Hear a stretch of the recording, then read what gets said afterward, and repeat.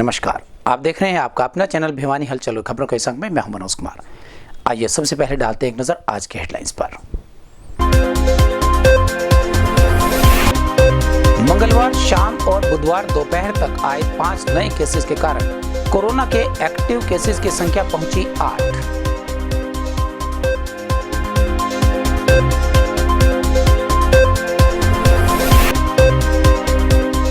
Primary school खुलने से बच्चों में दिखा उत्साह, 50% रही बच्चों की स्कूलों में हाजिरी।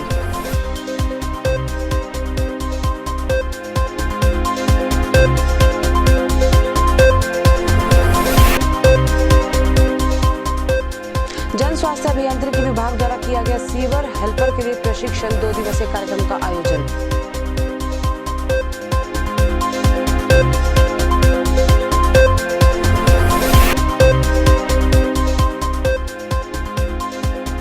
इंडिया बुक ऑफ रिकॉर्ड्स में दर्ज हुआ वीएम बेचैन का नाम।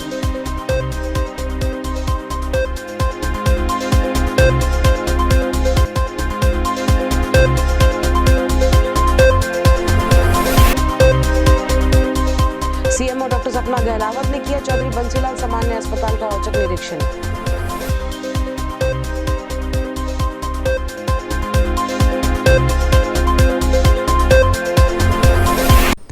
और अब खबरें विस्तार से। भिवानी जिले में अब तक कोरोना के कुल 6,344 केसेस आए हैं, जिनमें से 6,191 ठीक हो चुके हैं। वहीं बुधवार दोपहर तक 5 और केसेस आने से एक्टिव केसेस की संख्या 8 हो गई है। स्वास्थ्य विभाग की टीम द्वारा वैक्सीनेशन और सैंपलिंग का कार्य लगातार किया जा रहा है। जो राइस देखने को मिल रहा है उसके लिए हम अभी से ही अपनी टीम्स तैयार कर रहे हैं और सचेत रहना चाहते हैं ताकि हम उसको एकदम से हमें किसी कठिनाई का सामना ना करना पड़े और हम इसे अर्ली स्टेज पे ही अगर ऐसी कोई सिचुएशन आती है तो हम उससे कंट्रोल कर सकें। उसके लिए पेशेंट्स के जो डिस्टेंसिंग के लिए जो सर्कल्स बनाए थे उनको रिफ़्रेश करने के लिए ऑर्डर्स दिए हैं और जो सोशल डिस्टेंसिंग मेंटेन करें, मास्क पहने, हैंड सैनिटाइज़ करते रहें, ये सारी हिदायतें जो कोरोना पैंडेमिक की गाइडलाइंस के हिसाब से हैं वो उनको स्ट्रिक्टली फॉलो करने के लिए ऑर्डर्स दिए गए हैं। सरकार द्वारा प्राइमरी स्कूल्स खोले जाने की अनुमति दिए जाने के बाद जिले भर के विद्यालयों में तीसरी से 5वीं कक्षा तक के बच्चे पहुंचे। कोरोना संक्रमण के चलते ऑनलाइन शिक्षा के बाद अब करीबन 11 महीने बाद ये बच्चे अपनी अपनी कक्षाओं में पहुंचे। वहीं अध्यापकों ने बताया कि कोरोना से बचाव के सभी नियमों का पालन किया जा रहा है। कोरोना महामारी के चलते पिछले वर्ष मार्च से ही सभी सिस्टम अस्त व्यस्त हो गए थे। इनका सीधा असर शिक्षा विभाग के साथ बच्चों की पढ़ाई पर भी दिखाई दिया। बच्चों के सिलेबस पूरा कराने के लिए बच्चों को शिक्षकों द्वारा ऑनलाइन पढ़ाई भी कराई गई। कोरोना महामारी के चलते पिछले वर्ष मार्च से सभी स्कूल भी बंद कर दिए गए थे, लेकिन धीरे धीरे हरियाणा सरकार के प्रयासों और स्वास्थ्य विभाग के डॉक्टर्स द्वारा कोरोना वैक्सीन तैयार की गई और अब हालात पहले से बेहतर होने पर विभाग द्वारा तीसरी से 5वीं तक के स्कूल भी खोले गए हैं। आज कई महीनों के बाद तीसरी कक्षा से लेकर 5वीं कक्षा तक के बच्चों की कक्षाएं लगाई गई। अधिक जानकारी देते हुए इस बारे में प्राइमरी इंचार्ज विनोद कुमार ने बताया कि हरियाणा शिक्षा विभाग के आदेशानुसार 24 तारीख से तीसरी से 5वीं तक से बच्चों की कक्षाएं लगाई गई हैं और बच्चों की स्कूल में 50% हाजिरी रही। सभी बच्चों को मास्क दिए गए, वहीं उनको सैनिटाइज भी कराया गया। सभी बच्चों को सोशल डिस्टेंस के बारे में भी बताया गया। आज हरियाणा सरकार ने तीसरी से 5वीं के स्कूल खोल दिए हैं और उसमें कोविड-19 का पूरा ध्यान रखते हुए हमने बच्चों को सभी को मास्क के लिए बोला। सभी बच्चे हमारे 50% के लगभग हमारे बच्चे आए हैं, सभी ने मास्क लगाए हुए हैं, सोशल डिस्टेंस का ध्यान रखा है और ये बहुत ही अच्छी पहल है शिक्षा विभाग की जिसका हम इंतजार कर रहे थे। सिलेबस हमने ऑनलाइन पढ़ाई जारी रखवाई है और वो नियमित हुई है सभी बच्चों की रेगुलर। और अब भी जो है हम जो बच्चे यहाँ नहीं आएंगे, हमारे सरकार ने दिशा निर्देश दिए हैं कि भाई जो बच्चे नहीं आएंगे उनकी ऑनलाइन पढ़ाई जारी रखेंगे और जो स्कूल में आएंगे उनको ऑफलाइन पढ़ाएंगे। तो जो स्कूल में बच्चे आएंगे नियमित, हम उनको नियमित पढ़ाएंगे और जो बच्चे घर पर रह गए उनको हम जो है ऑनलाइन पढ़ाएंगे। दोनों तरीके से दोनों प्रणाली चालू रहेंगी, ऑनलाइन भी और रेगुलर क्लासेज। मैं राजकीय प्राथमिक पाठशाला की मैडम मनीष कुमारी बोल रही हूँ और आज जो है बहुत दिनों के बाद हमारे बच्चे आए हैं स्कूल में और हमें कोविड-19 के तहत जो है पूरी एहतियात बरतते हुए बच्चों को मास्क के साथ और टेम्परेचर मशीन के साथ चेक करते हुए आज हमने बच्चों की एंट्री करवाई है। और जो बच्चे आज नहीं आए हैं उन बच्चों को भी हम जो है मतलब ऑनलाइन एजुकेशन देंगे, और जो बच्चे आज आए हैं उनको हम स्कूल में अच्छे तरीके से, जिस प्रकार से हमारी सुचारू रूप से चलती आई है हमारी ऑनलाइन एजुकेशन, उसी एजुकेशन को आज हम यहाँ कंटिन्यू करने जा रहे हैं। शहर में बने सीवरेज की सफाई के लिए किन किन बातों का ध्यान रखना चाहिए और सीवरेज की सफाई किस तरह से की जानी चाहिए, इन सभी बातों का प्रशिक्षण जन स्वास्थ्य अभियांत्रिकी विभाग द्वारा दादरी रोड स्थित ट्रीटमेंट प्लांट पर दिया गया। जहरीली गैसेस से बचाव के लिए इस तरह का प्रशिक्षण अत्यावश्यक भी है।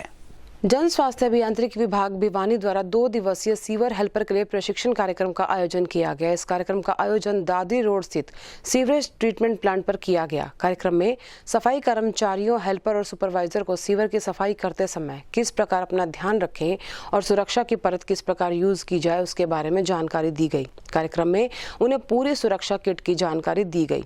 इस किट में कर्मचारियों के लिए ऑक्सीजन सिलेंडर, पूरी तरीके से कवर ड्रेस दी जाती है, मजबूत और उपयोगी हेलमेट दिया जाता है जिससे उनके सिर की भी सुरक्षा बनी रहे। इसके साथ साथ उन्होंने आधुनिकता के इस दौर में इस प्रकार के सेंसर लगाए हैं कि कर्मचारियों को सीवर में उतरने से पहले ही जहरीली गैसों के बारे में पता लग जाता है और उनके मीटर पर इसके बारे में जानकारी आ जाती है। इस किट से सफाई कर्मचारियों को बहुत लाभ मिलता है।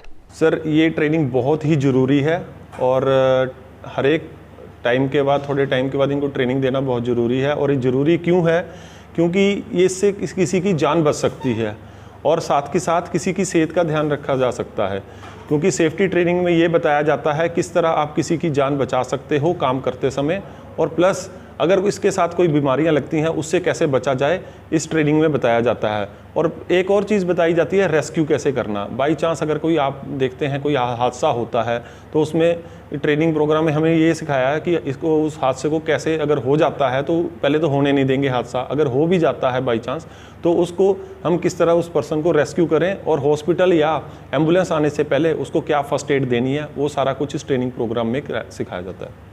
आज का कार्यक्रम हमारा जो सीवर हेल्पर हैं उनको सीवर का काम करते समय सेफ्टी का कैसे ध्यान रखा जाता है उस बारे में हमारे एससी साहब ने एक ट्रेनिंग का प्रोग्राम रखा है आज और कल का। इसमें क्या है, सीवर का काम करते समय कोई हादसा ना हो, इसलिए क्या क्या आपको सावधानियाँ सीवर का काम करते समय रखनी चाहिए उसके बारे में ये हमें आज सिखलाया जा रहा है। इसमें लगभग 60 से 70 लोगों ने पार्टिसिपेट किया है और सभी सीवरमैन को और उनके साइड इंचार्ज जेई और एसडीओ साहब को ये बताया गया है कि आप सीवर का काम कराते समय अपनी टीम को, सभी सीवरमैन को, सीवर हेल्पर को सारे सेफ्टी इक्विपमेंट जैसे गम बूट हैं, गोगल है, एयर मास्क है, वो ग्लाउज है और हेलमेट है, सभी सेफ्टी इक्विपमेंट उपलब्ध कराएं और सीवर के अंदर किसी सूरत में अंदर न उतारें। फिर भी कोई समस्या आती है तो बाकायदा प्रशासन से परमिशन लेके सभी सेफ्टी इक्विपमेंट मुहैया करवा के ही वो कार्य करवाएं। हरियाणवी बोली को देश विदेश में पहचान दिलाने के उद्देश्य से भिवानी के कवि एवं साहित्यकार वीएम बेचैन द्वारा अनुवादित पुस्तक जय के चलते उनका नाम 2021 इंडिया बुक ऑफ रिकॉर्ड्स में दर्ज हो गया है। अपनी इस उपलब्धि की विस्तृत जानकारी उन्होंने भिवानी हलचल की टीम के साथ साझा की। कहते हैं निष्ठा और समर्पण भाव से यदि कोई कार्य किया जाए तो वह कार्य न केवल अंजाम तक पहुंचता है बल्कि उसका परिणाम भी सुखद निकलकर सामने आता है।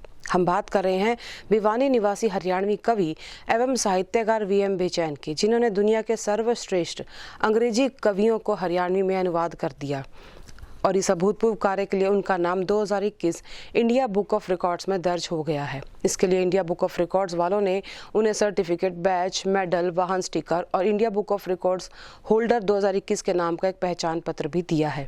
बेचैन ने बताया कि रिकॉर्ड की सत्यता जांचने के लिए महीने भर तक ईमेल के माध्यम से इंडिया बुक ऑफ रिकॉर्ड वालों ने उनसे संपर्क साधे रखा और जब उनकी कसौटी पर वीएम बेचैन द्वारा किया गया कार्य विश्व साहित्य का हरियाणवी अनुवाद खरा उतरा तो उनका नाम रिकॉर्ड के लिए नामांकित कर दिया गया।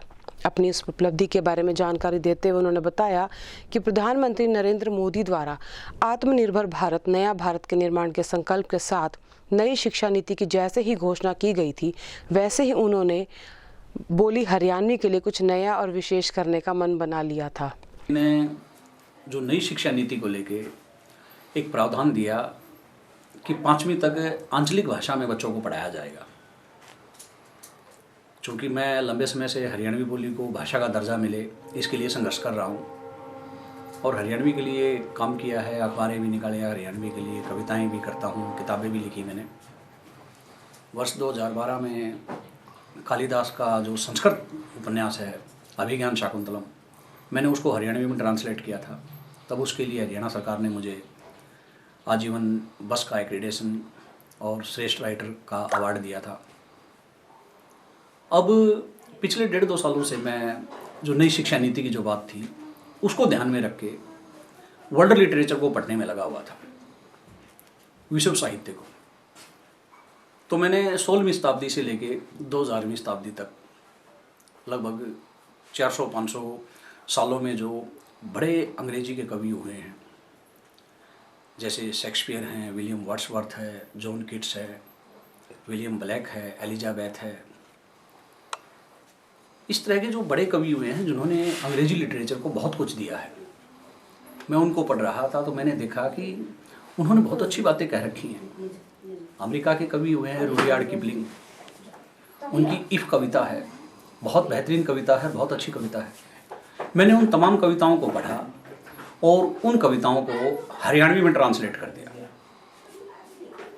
हरियाणवी में ट्रांसलेट होने के बाद जय के नाम से ये किताब छपी, जिसका ISBN नंबर मैंने खुद लिया। और ये लेने के बाद इंडिया बुक ऑफ रिकॉर्ड में मैंने अप्लाई किया।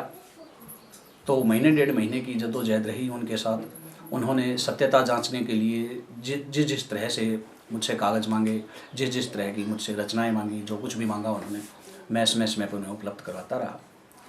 और एक रोज़ इंडिया बुक ऑफ रिकॉर्ड वालों का मेरे पास फ़ोन भी आया, उनकी मेल तो आती रही, जिसमें उन्होंने कहा कि भी कांग्रेचुलेसन, आपने एक रिकॉर्ड बना दिया है कि विश्व साहित्य को किसी क्षेत्रीय भाषा में, क्षेत्रीय बोली में पहली बार किसी ने अनुवाद किया है।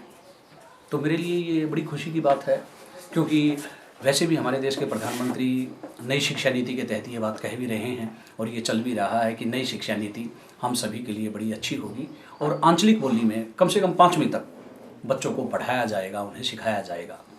तो इसमें मैंने बहुत सी कविताएं हैं। हम लोग बचपन से एक कविता सुनते आए हैं, Johnny Johnny yes papa eating sugar no पापा।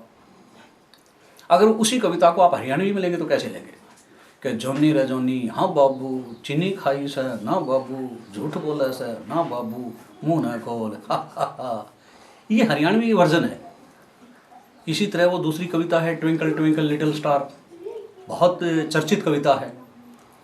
उस कविता को हम सुनते आए हैं, देखते आए हैं। अगर उसी कविता को आप हरियाणवी में बोलोगे तो कैसे बोलोगे कि चस बुझ कर रेस हैं छोटे छोटे तारे, मैं सूँ अचंबा में केस हैं ये सारे, चस बुझ कर रेस हैं छोटे छोटे तारे। तो बहुत सी ऐसी कविताएं हैं जिनका मज़ा आएगा आपको हरियाणवी में, और आपकी जो माँ बोली हरियाणवी है। और इसके माध्यम से मैंने यही दिखाने का प्रयास किया है कि आप मुझे पढ़ें, इस विश्व साहित्य के हरियाणवी अनुवाद को पढ़ें और देखें और महसूस करें कि हरियाणवी बोली कितनी गहरी है, कितनी मीठी है, कितनी सहज है और कितनी सरल है।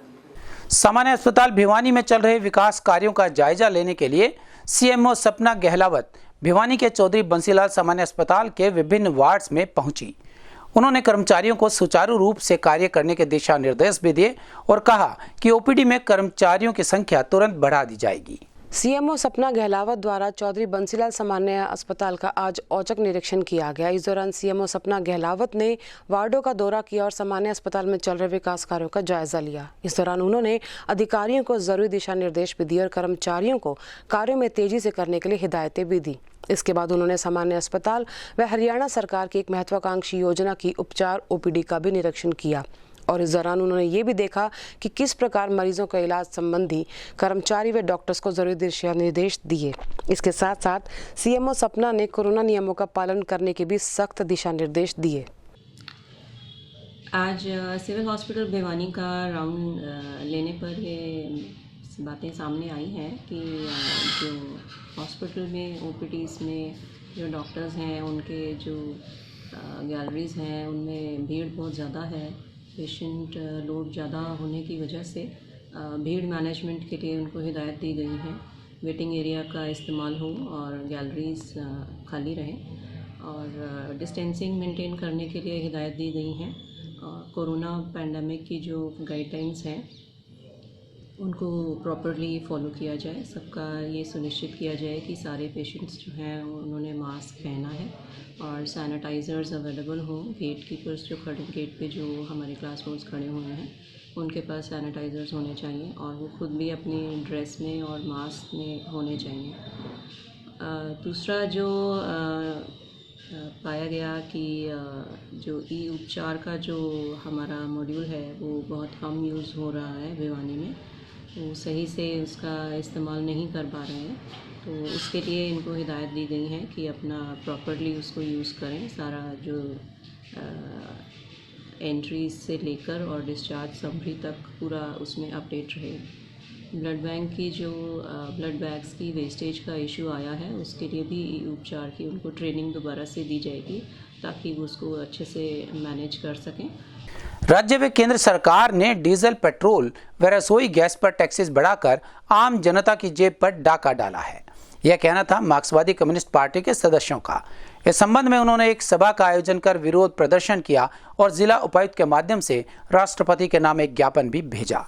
भारत की कम्युनिस्ट पार्टी भिवानी ने केंद्र सरकार द्वारा लगातार पेट्रोल, डीजल और रसोई गैस के दामों में की गई बढ़ोतरी को वापस करवाने, बढ़ती महंगाई, बेरोजगारी पर रोक लगाने की मांग लेकर जिला उपायुक्त कार्यालय भिवानी पर धरना दिया और उपायुक्त भिवानी के मार्फत राष्ट्रपति को ज्ञापन भेजा। विरोध प्रदर्शन और सभा को संबोधित करते हुए जिला सचिव ने कहा कि भाजपा सरकार कोरोना महामारी को भी पूंजीपतियों को और ज्यादा लूटने देने की छूट के अवसर के रूप में देख रही है। अंतर्राष्ट्रीय मार्केट में कच्चे तेल के रेट लगातार कम हो रहे हैं, जबकि दूसरी ओर पिछले 15 दिनों से लगातार पेट्रोल और डीजल के दामों में बढ़ोतरी हो रही है। रसोई गैस के दामों में 50 रुपये बढ़ाकर आम जनता पर बोझ डाला जा रहा है। लगातार रेट बढ़ोतरी के चलते आज 70 साल में पहली बार डीजल के रेट पेट्रोल के बराबर हो चुके हैं। आज दिए ज्ञापन में उन्होंने डीजल, पेट्रोल, रसोई गैस के दामों में की गई बढ़ोतरी को वापस लेने, महंगाई पर रोक लगाने, किसान आंदोलन का शांतिपूर्ण तरीके से आज दिए ज्ञापन में उन्होंने डीजल, पेट्रोल, रसोई गैस के दामों में की गई बढ़ोतरी को वापस लेने, महंगाई पर रोक लगाने, किसान आंदोलन का शांतिपूर्ण तरीके से बातचीत के माध्यम से निपटारा करने, लोकतांत्रिक अधिकारों के लिए संघर्ष करने वालों पर दर्ज किए गए झूठे मुकदमों को वापस लेने की मांग की। सरकार के जो महंगाई है उसका विरोध करते हुए हम मांग करते हैं और निंदा करते हैं सरकार की लगातार पेट्रोल डीजल के दाम। एक दिन भी ऐसा नहीं जा रहा कि आज महंगाई ना हुई हो और उसका सीधा सीधा असर हमारी खासकर जो महिलाएं हैं, गरीब लोग हैं, दलित लोग हैं, जो आदत भी ऊपर ज़्यादा हिस्सा है समाज का, उसके ऊपर सीधा सीधा असर पड़ता है। खासकर हमारी महिलाओं की रसोई का बहुत बजट बिगड़ जाता है। इससे हम मांग करते हैं कि सरकार जिस तरह की मनमानी अपनी थोप रही है उसे बाज आए और जनता की आवाज़ सुने। जनता की आवाज़ सुने बगैर इसकी बात नहीं पड़ने वाली। ये हो सकता है अपनी तानाशाही, अपना जो रवैया है ये उस दिन के लिए हो सकता है, लेकिन जो सरकार जनता के ऊपर जो मार करती है महंगाई की, उससे ये अच्छी ये दिशा नहीं जा रही सरकार की, इसको नुकसान ही होगा। और हम मांग करते हैं मार्क्सवादी कम्युनिस्ट पार्टी की तरफ। देखोगे सरकार जब ये 2013 में कांग्रेस की सरकार थी तो 400 रुपये के सिलेंडर पर विरोध प्रदर्शन किया करती थी और आज वही सिलेंडर 800 रुपये का हो गया तो सरकार चस से मस मतलब जनता की कमर तोड़ रही है।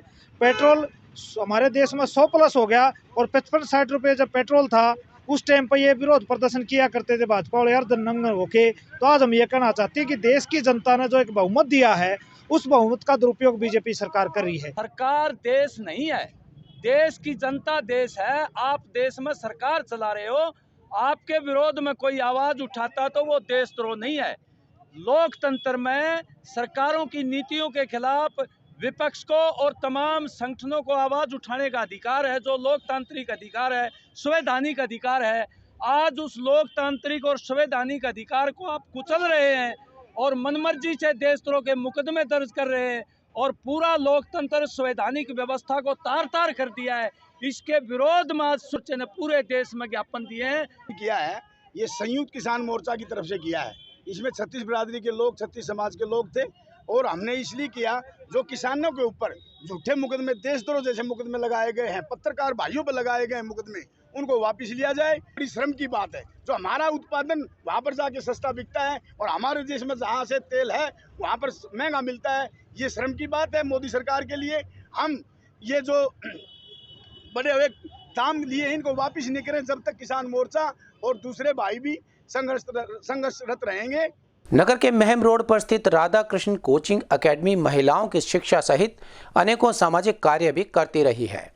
एकेडमी की डायरेक्टर अमिता सिवाच ने बताया कि महिलाओं के उत्थान के लिए उन्होंने फ्री कोचिंग की सुविधा भी दी है और विशेष रूप से पुलिस और बेल्ट की नौकरी के लिए महिलाओं के लिए फ्री फिजिकल कोचिंग दी जा रही है। राधा कृष्ण कोचिंग एकेडमी की डायरेक्टर समिता सिवाच ने बताया कि महिलाओं की शिक्षा को लेकर लगातार समाज में अनेकों कार्य करती रही हैं, जिसको लेकर उन्होंने अपनी कोचिंग एकेडमी के माध्यम से महिलाओं के उत्थान के लिए फ्री कोचिंग की सुविधा दी है और उन्हें पुलिस और बेल्ट की नौकरी के लिए फ्री फिजिकल कोचिंग दी जाती है ताकि महिलाएं शैक्षणिक और शारीरिक रूप से अपना विकास कर सकें। हमारा नाम प्रीति है, हम बिचला बाजार से आते हैं और हमें ज्वाइन किए हुए लगभग 1-1.5 महीना हो गया है और इस 1-1.5 महीने के दौरान हमने अपने अंदर जितनी ज़्यादा इम्प्रूवमेंट की है वो अब तक नहीं की थी। लगभग हम घर पे जो है तैयारी कर रहे थे, पिछले 1 साल से तैयारी कर रहे थे, पर वो चीज़ नहीं हो पा रही थी जो यहाँ आने के बाद हमने खुद रियलाइज़ की है। अब सारे कॉन्सेप्ट्स बहुत अच्छे से क्लियर होते हैं। अब ना हम मल्टीपल चॉइस क्वेश्चन के आंसर दे पा रहे हैं, बल्कि हम खुद से ही, कोई ऑप्शन की ज़रूरत नहीं होती, हम जवाब खुद से देते हैं बिना ऑप्शन की हेल्प से और हर टॉपिक बहुत बेसिकली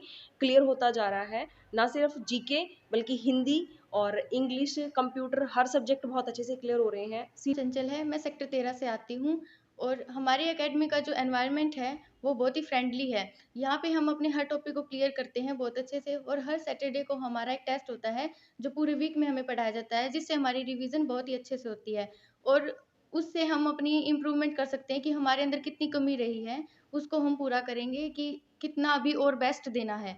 वहीं उन्होंने बताया कि इस कोचिंग एकेडमी में केवल लड़कियों को ही कोचिंग दी जाती है, जिससे कि लड़कियां फिजिकल ट्रेनिंग के लिए किसी तरह की झिझक नहीं करती।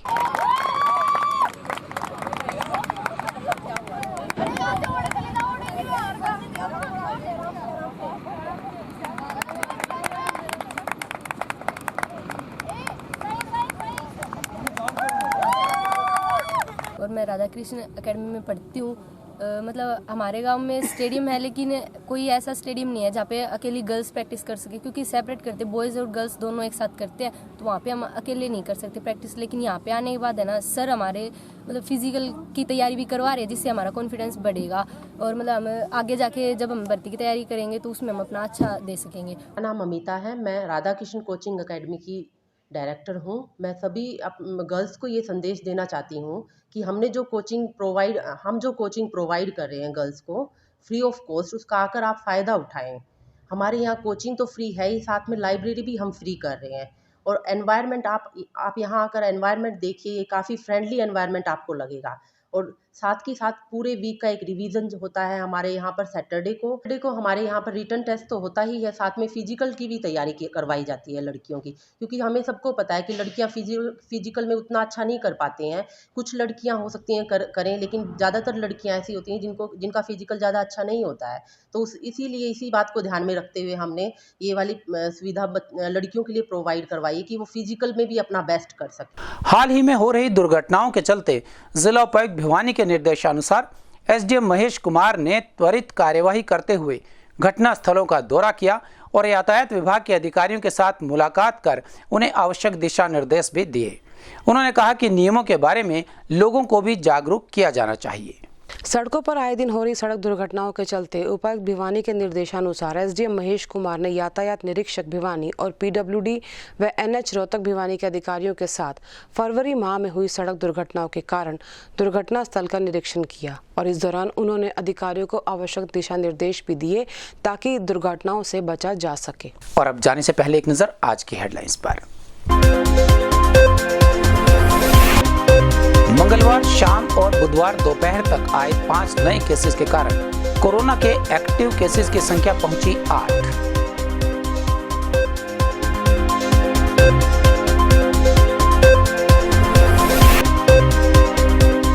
प्राइमरी स्कूल खुलने से बच्चों में दिखा उत्साह, 50% रही बच्चों की स्कूलों में हाजिरी।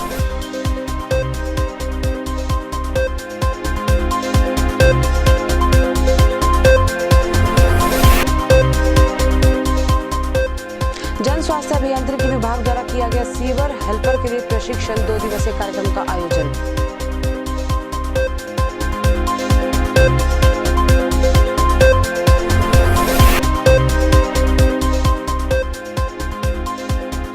इंडिया बुक ऑफ रिकॉर्ड्स में दर्ज हुआ वीएम बेचैन का नाम।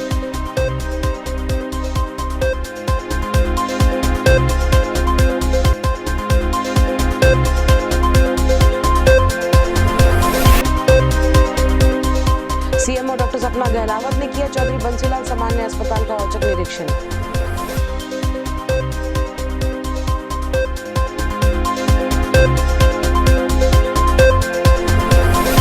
हमारे संग में बस इतना ही। अगले के लिए देखते रहिएगा आपका अपना चैनल भिवानी हलचल।